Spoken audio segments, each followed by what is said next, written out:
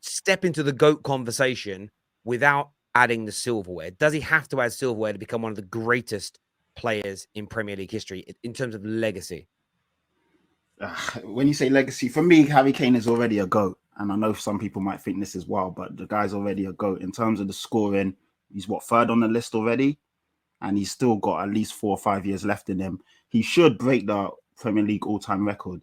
If you look at what he's achieved internationally, in the Champions League, in terms of the goal record in the Premier League, the most away goals in Premier League history, the guy's already a GOAT. When you look at what he's done as a striker, he's up there with all of them. The only thing, if you add context to it, he plays for Tottenham. The Tottenham team have never been as stacked as all the other guys who play for teams where they've had world-class players in every position all around them. So, of course, it's going to be harder to win trophies. Should he have won a trophy by now? Yes, he should have, considering all the finals that we've been in. And that is the difference between him and some of the other players, where they drag maybe a poorer team across the line in one of those games at least.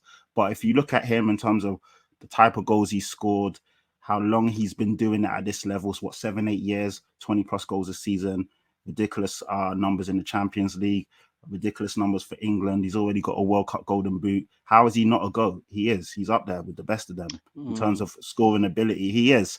It's just that he plays. It's one of them ones where, for me, you have to define GOAT. You have to define GOAT, because greatest of all time, one of the greatest of all time. Allow it, man. Allow it. I did that. No, because I would say, what I would say is, world class. I'll have you call him world class, because as a striker, world class, he is undeniably.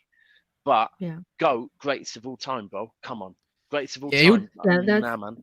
Imagine if he gets the Premier League all-time scoring record. That don't matter though. Yeah? How can you not be one of the greatest if you've got that? And if you're third already right now at 29, is that not a valid point? It's because of exactly what you said. Like you said, he hasn't, in all the finals that you guys have been in, he hasn't dragged his team over the line.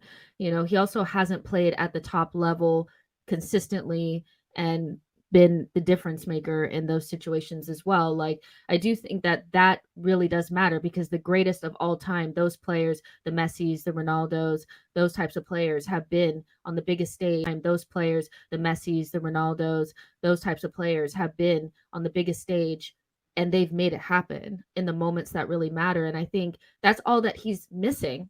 That's it. Now, if you guys get to a Champions League final and he drags Tottenham over the line and you guys win, then automatically we start looking at him differently. Then you can start putting him in that category. But he's 100% world class, like Daps has already said. But the greatest of all time is like such a small category of players that you can't just let somebody in there because they score a lot of goals.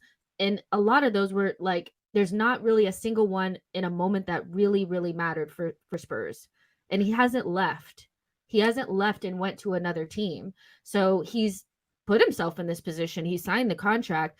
And there's just, I mean, he's had opportunities. Like, realistically, if we're honest, he should be at Man City right now, doing what Haaland is doing, potentially winning Champions League, potentially winning Premier League. So I think because he's had the opportunities and he didn't take them, and then he's not dragging Tottenham over the line, you can't give it to him, even though he's world class. He's just literally that level below, I think.